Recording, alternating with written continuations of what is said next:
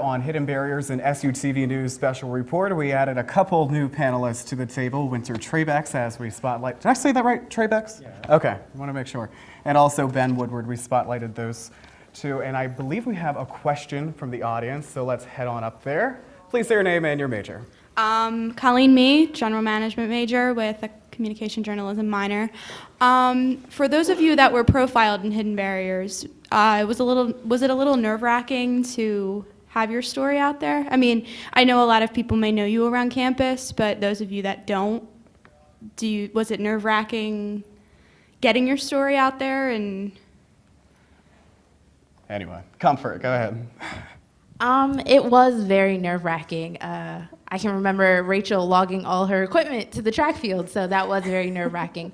But I enjoyed it because probably the week before spring break, I had to get myself out there as far as campaigning. So campaigning prepped me for this situation, but you know, it's always nice to bring awareness to different issues, especially hidden barriers. Absolutely. Ben? For me, it was the current stress was a lot to handle, but it's the aftermath of this whole project that really is going to be worth it in the end, just because I'm trying to think. Well, you were hesitant to begin with because you plan to be a French teacher. So, you know, when I approached you to do this interview, you said, well, you know, this could hurt my job in the future. Well, my biggest concern was that as one of the biggest misconceptions of homosexuality is you're also a pedophile. So I also, during the summer, I worked at a summer camp, and being that I want to be a teacher, that's one of the most difficult and touchy subjects to handle, and being that when I say I'm gay, with parents, especially from parents of older generations, one of the first thoughts that comes ahead is, oh, I can't have my same-sex child with this homosexual. So for me, by addressing that, I'm really, being homosexual doesn't mean, I still like people of my same age. I don't like children. That's a whole different ballgame. That's not homosexuality at all. Glad we cleared that one So up. that's one of the biggest misconceptions I would like to clear up. Okay, let me ask you, Lieutenant, you know, you hire people within the state police. You know, what is the reaction among people who are gay that apply or work at the state police? If they saw, you know, something like this with a future trooper, would you take a, you know, different approach about it? No, No? absolutely not. As a matter of fact, I was impressed that he was set a record for the mile, and he was so physically fit when he was in the car. I was like, whoo, he would be a great trooper. That's exactly what I was sitting right there thinking that when I was there. I used to recruit, so it's always in my blood. Hey, job security, But, right there. but no, but let me be clear in saying that we don't have troopers that walk around and say, I'm a homosexual. I'm sure out of 4,300 plus troopers out there, I'm sure there's some homosexual troopers. Mm-hmm. But do they actually go around and say, I'm openly homosexual? I've seen that more with the women that are troopers than I have with the men. Okay. So let me be clear on that. All right. And let's follow back on her question that she asked. Winter, I mean, you have a very unique story, to say the least, something that we don't often hear about. What was that like when I came and spoke to you or chatted with you? Well, I wasn't nervous at all when I was talking to you, but when I came in here and saw all these people, I was like, ah. But you know, it was more nervous having the thing up there on the big screen than was actually talking about it. Okay. You know, that kind of thing. All right. Dr. Carey, do you have anything to add about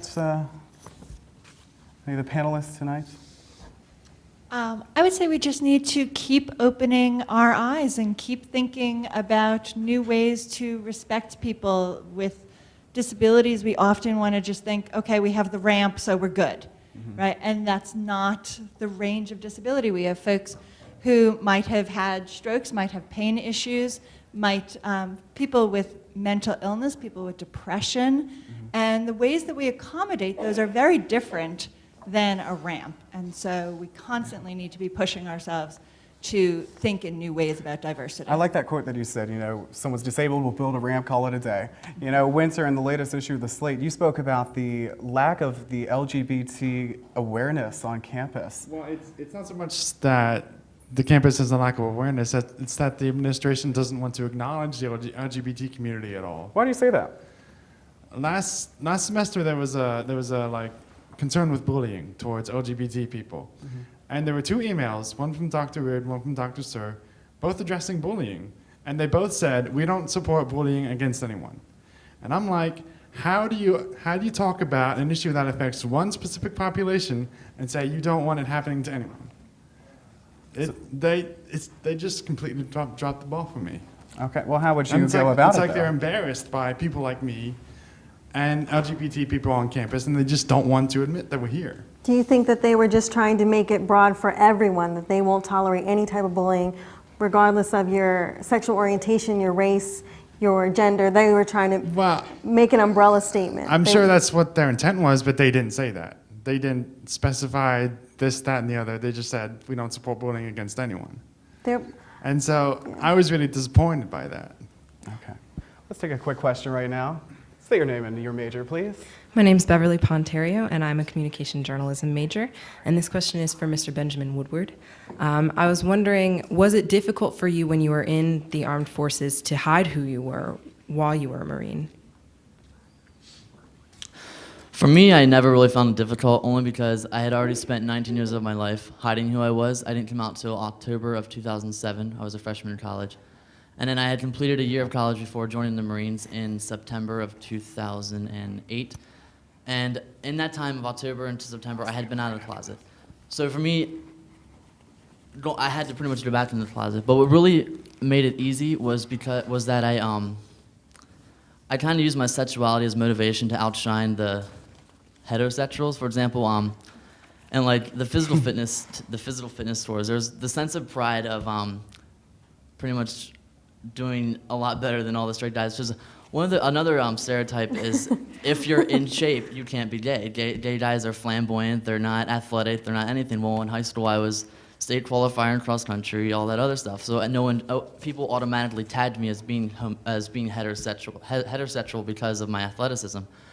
But that's honestly what made it so easy for me to stay in the closet while I was in the Marines for the first year, just because I was using it as motivation. Like when I finished the line, it was just like, haha, like you people don't know I'm gay, but yet you're congratulating me. But if I was gay, it'd be a whole nother different story. So I just used that as motivation really the whole time I was in.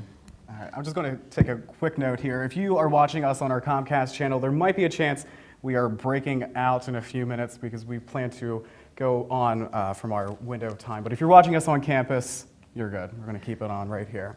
All right, let's continue the conversation. Do we have... Oh, we have a follow-up. You should be a communications major. I should, Yeah. Golly gee. It's actually a follow-up with Ben. We obviously know that you faced adversity in the military and coming out of the military, but here on campus and among your fellow students, have you faced adversity in coming out to your peers? I can honestly say I don't think I've ever faced adversity in my life. I'm definitely one of the blessed ones. My family is very supportive. I mean, even my great-grandma, who's 94 years old, knows, and my whole family's supportive. So with my family, I've never faced any adversities. On campus, I mean, it's not something I walk around every time I meet somebody, my name's Ben, I'm gay, how are you? Just as if you're straight, the first thing that comes out of your mouth is not, hey, I'm Beverly, I like men, how are you doing? So for me, I don't really face it only because I keep my sexuality to myself. Now, if I'm around people that I know, I'm not afraid to talk about like who I like and that I like men. But when I'm like in a public setting around strangers, the first topic of conversation isn't my sexuality. So for me, I've never really faced adversity just as I don't flaunt my sexuality. Answer your question? Yes, thank you so much. Very good. Okay, Winter, what about you? I was just about to ask Oh, that. you should be an anchor man or Oh my anchor goodness, woman. we should. Man.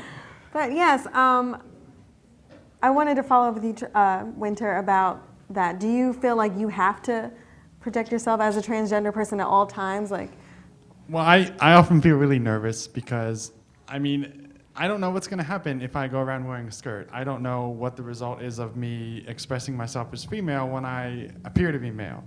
So some days I feel like I'm just going to do it. You know, I'm just out there and people can react however they want. And other days I'm like, you know, maybe I should, you know, hold back a little bit. It depends. I have another question. Winter, you said in your piece that there is a difference between being transgender and also being homosexual, and Ben, this could be one for you as well. Yeah. Why are they grouped together then? They're different. I think... Should they be? No, it's just really a lack of knowledge about transgender issues because there are so few of us around, and most people who transition, they do so like in private. They don't want to be out like I am or just tell everyone. So sometimes the very little experience people have with transgender people might not be representative of the whole community. Ben, follow up. I also think with that, again, stereotypes, they're the big culprit of a lot of this. And I mean, it's a little abstract to think about, but gender and sex are two completely different things. I mean, sex is your actual DNA, XX, that's Y chromosomes, whereas gender is who you feel like you are on the inside. And I think that's really hard to differentiate for a lot of people just because I myself am not transgender, so to me it's just like a whole new thing, whereas being such homosexual to a straight person is a whole new thing. They don't understand why I am the way I am, just because it's something that they're not themselves. So. Do you have anything to add, Lieutenant, Dr. Carey, about that? No? Okay. All right. Let's take one last comment. Anyone bring up a new topic of the conversation? Anything you'd like to add? Okay. Any questions from our audience before we go? Ethan Goldback, he is the senator. Or no, you're the vice president now. He's the newly elected vice president of Student okay. Senate. My name is Ethan Goldbach. Sorry, and I messed that up always. Goldbach, every time, Kyle. And I am an international management major. My question is for anybody who was profiled this evening.